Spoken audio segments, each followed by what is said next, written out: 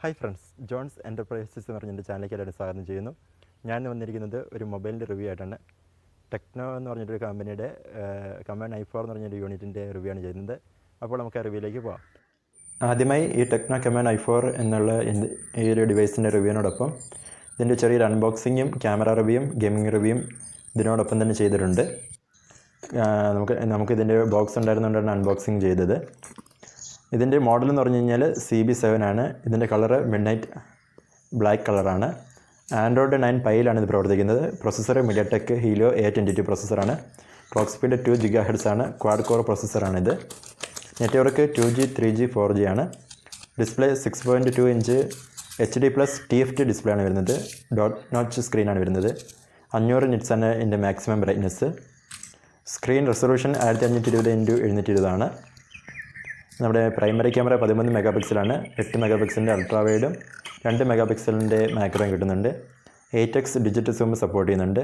Front camera 16 mega പിക്സലാണ്. CMOS സെൻസറാണ് ഉപയോഗിച്ചിട്ടുള്ളത്. സാർ വാല്യൂ പറയുന്നുണ്ടെങ്കിൽ ഹെഡ് സാർ 0.527 വെയിറ്റ് പെർ കിലോഗ്രാമും ബോഡി സാർ 0.879 വെയിറ്റ് പെർ കിലോഗ്രാമുമാണ്. ഡുവൽ വോൾട്ട് 4G സപ്പോർട്ട് ചെയ്യുന്നു. നമുക്കിതിൻ്റെ കൂടെ ട്രിപ്പിൾ കാർഡ് സ്ലോട്ട് കിട്ടുന്നുണ്ട്. 256 GB വരെ മെമ്മറി കാർഡ് എക്സ്പാൻഡബിൾ ചെയ്യാം. ഈ variant 3GB ROM plus 32GB ROM വേരിയൻ്റാണ്. ഇത് നിർമ്മിച്ചിട്ടുള്ള വർഷം 2019 ആണ്. കണക്ടിവിറ്റി GPS ഉണ്ട്, വൈഫൈ ഉണ്ട്, ബ്ലൂടൂത്ത് വെർഷൻ 5 ആണ്. നമുക്ക് 3.5mm സപ്പോർട്ട് കിട്ടുന്നുണ്ട്. സെൻസേഴ്സ് പറയുകയാണെങ്കിൽ ambient light sensor, proximity sensor, G സെൻസറാണുള്ളത്. ബാറ്ററി 3500 mAh ആണ്. ലിഥിയം അയൺ ബാറ്ററിയാണ്. ഇതിൻ്റെ ബോക്സ് പ്രൈസ് കൊടുത്തിരിക്കുന്നത് 12,499 രൂപയാണ്. 1 ഇയർ വാറൻറ്റി കിട്ടുന്നുണ്ട്. 1 ടൈം സ്ക്രീൻ റീപ്ലേസ്മെൻറ്റ് കമ്പനി പറയുന്നുണ്ട്. ഇതിൻ്റെ മറ്റ് കളേഴ്സ് പറയുകയാണെങ്കിൽ ഒരു ബ്ലൂ കളറുണ്ട്, ചാമ്പ്യൻ ഗോൾഡ് കളറുണ്ട്, ഒരു നെബുല ബ്ലാക്ക് കളറും ഉണ്ട്. മറ്റ് വേരിയൻറ്റിനെ കുറിച്ച് പറയുകയാണെങ്കിൽ ഒരു 2GB റാം 32GB റോമിൻ്റെ ഒരു വേരിയൻ്റ് ഉണ്ട്. 4GB റാം 64GB റോമിൻ്റെ ഒരു വേരിയൻ്റ് ഉണ്ട്. ഇതിൻ്റെ ഇപ്പോഴത്തെ ഫ്ലിപ്കാർട്ട് പ്രൈസ് കൊടുത്തിരിക്കുന്നത് 12,242 രൂപയാണ്. ഇതിനോടൊപ്പം നമുക്ക് AI ഫേസ് ഡിറ്റക്ഷനും ഫിംഗർ പ്രിൻറ്റ് സെൻസറും കിട്ടുന്നുണ്ട്. OTG കോമ്പറ്റബിൾ ആണ്. സിംഗിൾ സ്പീക്കറാണ് ഇതിൽ ഉപയോഗിച്ചിട്ടുള്ളത്. വളരെ ലൈറ്റ് വെയിറ്റ് ആയിട്ടുള്ള ഫോണാണ്. വെറും 140 ഗ്രാം മാത്രമേ ഇതിന് ഭാരമുള്ളൂ. ചാർജർ 10 വാട്ടാണ്. 2 ആംപിയറാണ് ഇതിൽ എഴുതിയിരിക്കുന്നത്. ബോക്സിൽ നമുക്ക് ഹാൻഡ്സെറ്റ് കിട്ടുന്നുണ്ട്, ചാർജർ കിട്ടുന്നുണ്ട്, USB കേബിൾ കിട്ടുന്നുണ്ട്, ഒരു പ്രൊട്ടക്റ്റീവ് ബാക്ക് കേസ് കിട്ടുന്നുണ്ട്, യൂസർ മാനുവൽ കിട്ടുന്നുണ്ട്. ഇതിൻ്റെ ഒരു യൂസർ എക്സ്പീരിയൻസ് പറയാനാണെങ്കിൽ ഞാനിപ്പോൾ 2 വർഷത്തെ മാത്രമേ ഉപയോഗിക്കുന്നു. ഇപ്പോൾ എനിക്ക് 2 യൂട്യൂബ് ചാനലുണ്ട്. അതിൽ ഈ ഒരു ഇതിലോട്ടും പിന്നെ നമ്മളൊരു ഗെയിം ചാനലുണ്ട്. അതിലേക്കെല്ലാം വീഡിയോ ഇടുന്നത് ഈ ഒരു ഫോണിൽ നിന്ന് തന്നെയാണ്. ഔട്ട്ഡോർ വിസിബിലിറ്റി നല്ല പ്രകാശമുള്ളപ്പോൾ കുറച്ച് കുറവായിട്ട് നമുക്ക് തോന്നും. ആകെ 3500 mAh ബാറ്ററി വരുന്നുള്ളത് കൊണ്ട് നമുക്ക് കുറച്ച് ഹെവി യൂസറും കൂടെ ആയതുകൊണ്ട് എനിക്കൊരു 3 വട്ടമെങ്കിലും ഇത് ചാർജ് ചെയ്യേണ്ടി വരുന്നുണ്ട് കുറഞ്ഞത്. നോർമൽ യൂസറാണെങ്കിൽ 1 അല്ലെങ്കിൽ 2 വട്ടം ചാർജ് ചെയ്താൽ മതിയാവും. കളിക്കാൻ അത്ര നല്ല ഫോണല്ല. അത്യാവശ്യം നല്ലൊരു പ്രൊസസ്സറല്ല ഇതിൽ യൂസ് ചെയ്തിട്ടുള്ളത്. ചെറിയ ഗെയിമൊക്കെ കളിക്കാം. മിനിമിലിഷ്യ, ഫ്രീ ഫയർ പോലെയൊക്കെ ഗെയിമുകൾ കളിക്കാം. പക്ഷേ PUBG ഒക്കെ അത്ര സ്മൂത്ത് ആയിരിക്കില്ല കളിക്കാൻ. അങ്ങനത്തെ അഗ്രസീവ് പ്ലേ ഒന്നും നടക്കില്ല. ജസ്റ്റ് കളിക്കാമെന്നേ ഉണ്ടാവുള്ളൂ. പിന്നെ സ്ക്രീൻ റെക്കോർഡ് ഇട്ടൊന്നും നമുക്ക് കളിക്കാൻ സാധിക്കില്ല. പിന്നെ നല്ല ലൈറ്റ് ഉണ്ടെങ്കിൽ ക്യാമറ നല്ല പെർഫോമൻസാണ്. ലൈറ്റ് കുറയുന്നതനുസരിച്ച് അതിൽ മാറ്റം വരുന്നുണ്ട്. ബാക്ക് അത്ര നല്ല ക്യാമറ ആയിട്ട് എനിക്ക് തോന്നിയിട്ടില്ല. അത് അത്യാവശ്യം നന്നായിട്ട് ട്യൂൺ ചെയ്തിട്ടില്ലെന്ന് തോന്നുന്നു.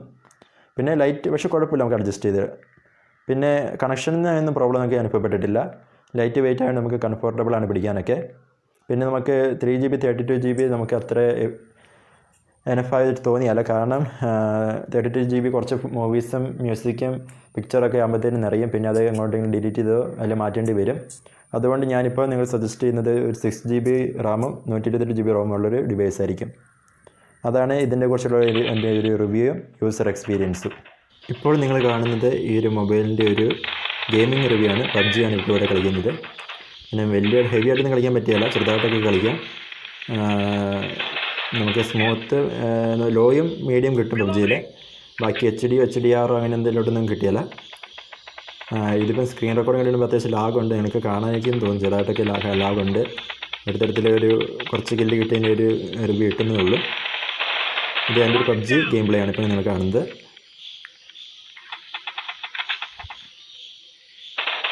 ഇതിനോടൊപ്പം കുറച്ച് കഴിയുമ്പോൾ ഞാൻ ഫ്രീ ഫയറിൻ്റെ ഒരു ചെറിയ ക്ലിപ്പും കൂടി ഇട്ടിട്ടുണ്ട്.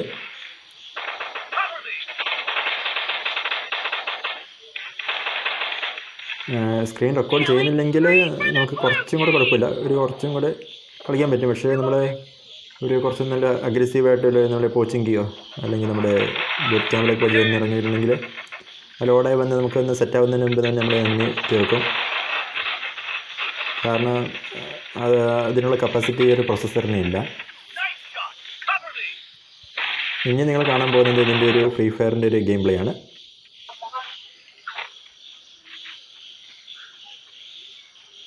എനിക്ക് അങ്ങനെ കളിച്ച് പരിചയമൊന്നുമില്ല, ജസ്റ്റ് ചെറുതായിട്ട് കളിക്കുന്നില്ലാതെ പ്രോ പ്ലെയറൊന്നും അല്ല. നിങ്ങൾ ജസ്റ്റ് അതിൻ്റെ ഒരു ഗെയിം പ്ലേ മാത്രം നോക്കിയാൽ മതി, എൻ്റെ കളി നിങ്ങൾ നോക്കണ്ട.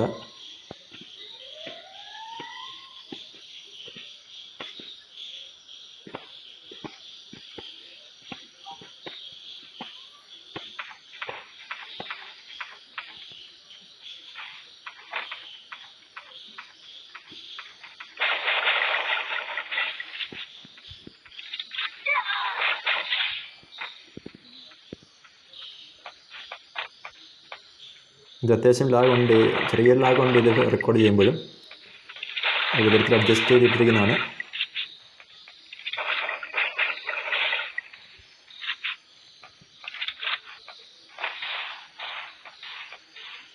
ചെറിയ എം ബി ഉള്ള ഗെയിംസിന് പ്രശ്നമുണ്ട്, കുറച്ച് വലിയ ഹെവി ഗെയിമൊന്നും കളിക്കാൻ പറ്റിയല്ലെന്നേ ഉള്ളൂ.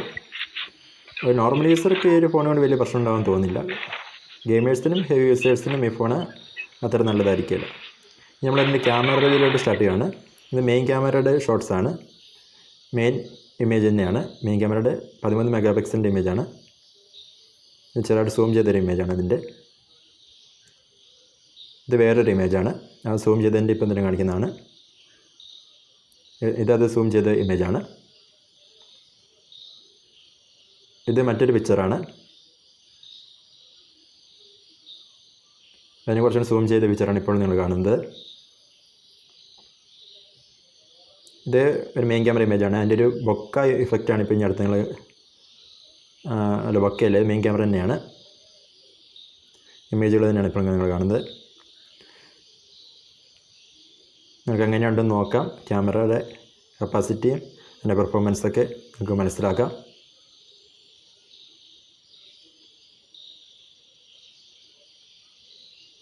ഇനി നിങ്ങൾ കാണുന്നത് അൾട്രാവൈഡ് ആണ് കാണാൻ പോകുന്നത്. ഇത് മെയിൻ ഇമേജാണ്, ഇതിൻ്റെ അൾട്രാവൈഡ് ഇപ്പം കാണിക്കുന്നതാണ്. ഇത് അൾട്രാവൈഡിൻ്റെ ഇമേജാണ്. ഒരു സാമ്പിൾ കൂടി ഇട്ടിട്ടുണ്ട്. ഇതിൻ്റെ അൾട്രാവൈഡ് കൊണ്ട് അടുത്ത ഇമേജ് നിങ്ങൾക്ക് കാണാൻ സാധിക്കുന്നതാണ്. ഇത് അൾട്രാവൈഡാണ്. ഇതിൻ്റെ ഇനി ബൊക്കയാണ് വരുന്നത്. അടുത്ത ഇമേജ് നിങ്ങൾക്ക് കാണാൻ പോകുന്നത് എൻ്റെ ഒരു ബൊക്ക ഇഫക്റ്റ് എങ്ങനെ ഉണ്ടെന്നുള്ളതാണ്. അങ്ങനത്തെ 2-3 സാമ്പിളും കൂടെ ഞാനിവിടെ ആഡ് ചെയ്യുന്നുണ്ട്, നിങ്ങൾക്ക് കണ്ട് മനസ്സിലാക്കാം.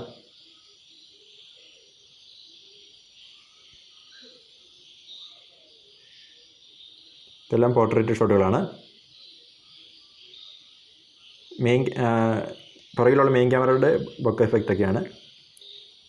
ഇത് ലോ ലൈറ്റിലുള്ള ക്യാമറയുടെ പെർഫോമൻസാണ്. മെയിൻ ക്യാമറയുടെ ചെറിയ ലൈറ്റുണ്ട്, ഇത് നമ്മൾ ഓണാക്കിയിട്ടിട്ട് ലൈറ്റ് ഓണാക്കി എടുത്തതാണ്. ഇത് ഡാർക്കിലെടുത്തതാണ്, ലൈറ്റ് ഓണാക്കി എടുത്തതാണ്. ഇതും അതെ, നമ്മൾ ഇരുട്ടിൽ ലൈറ്റ് ഓണാക്കി എടുത്തൊരു ഇമേജാണ്. ഫ്ലാഷ് ലൈറ്റ് ഓണാക്കി എടുത്തതാണ്, നല്ല കൂരിരുട്ടിൽ രാത്രിക്ക് എടുത്താണ്.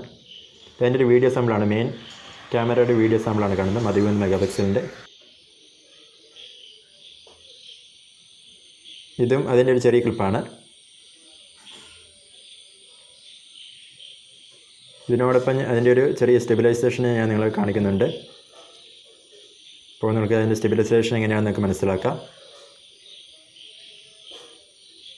ഇനി നമ്മൾ സെൽഫി ക്യാമറയിലേക്ക് പോവുകയാണ്.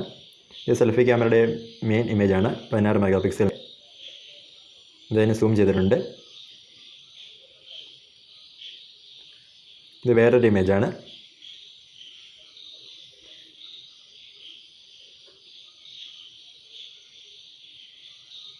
ഒരു മെയിൻ ക്യാമറ ഇമേജോട് ചേർക്കുകയാണ് ഇവിടെ. ഇനി മെയിൻ ക്യാമറയുടെ ബൊക്ക എഫക്റ്റ് എങ്ങനെയുണ്ടെന്ന് നോക്കാം. പോർട്രേറ്റ് ഷോട്ടാണ് ഇനി അടുത്ത് വരാൻ പോകുന്നത്. അതിൻ്റെ ഒരു സാമ്പിളും കൂടെ ഞാനിവിടെ വെക്കുന്നുണ്ട്. അടുത്ത ഒരു ഷോട്ട് വരുന്ന അതിൻ്റെ ഒരു ബൊക്ക എഫക്റ്റാണ്, നിങ്ങൾക്കത് കണ്ട് മനസ്സിലാക്കാം.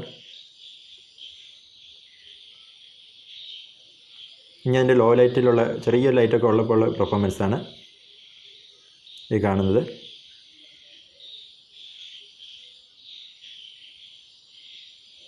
ഇതും ഏകദേശം ലോ ലൈറ്റാണ്, പക്ഷേ ചെറിയ ലൈറ്റുണ്ട്, പുറത്തുനിന്നുള്ളൊരു ചെറിയ ലൈറ്റ് കിട്ടുന്നുണ്ട്. അത് നമ്മൾ ഫ്ലാഷ് ലൈറ്റ് ഓണാക്കിയിട്ട് എടുത്തതാണ് ആ സമയത്ത്. ഇത് അത്യാവശ്യം ഇരുട്ടുള്ള സമയത്ത് എടുത്തതാണ്. ഫ്ലാഷ് ലൈറ്റ് ഇല്ല, ഇനി അതിൻ്റെ ഫ്ലാഷ് ലൈറ്റ് ഉള്ളത് നിങ്ങൾക്ക് കാണാൻ സാധിക്കുന്നതാണ്. ഇനി അതിൻ്റെ ഒരു വീഡിയോ ക്വാളിറ്റി നിങ്ങൾക്ക് കണ്ട് മനസ്സിലാക്കാം. ഹായ് ഫ്രണ്ട്സ്, ഇപ്പോൾ നിങ്ങൾ കാണുന്നത് ഈ ഒരു മെയിൻ ക്യാമറയുടെ ഒരു വീഡിയോ ക്വാളിറ്റിയാണ് കാണുന്നത്. അതോടൊപ്പം ഇതിൻ്റെ ഒരു ഓഡിയോ ക്വാളിറ്റി നിങ്ങൾക്ക് മനസ്സിലാക്കാമെന്ന് കരുതുന്നു.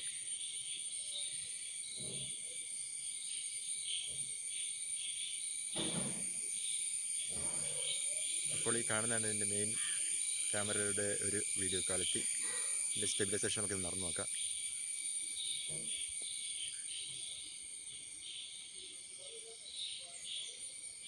അപ്പോൾ ഇങ്ങനെയൊക്കെ ആയിരിക്കും ഇതിൻ്റെ മെയിൻ ക്യാമറയുടെ ഒരു വീഡിയോ ക്വാളിറ്റി വരുന്നത്.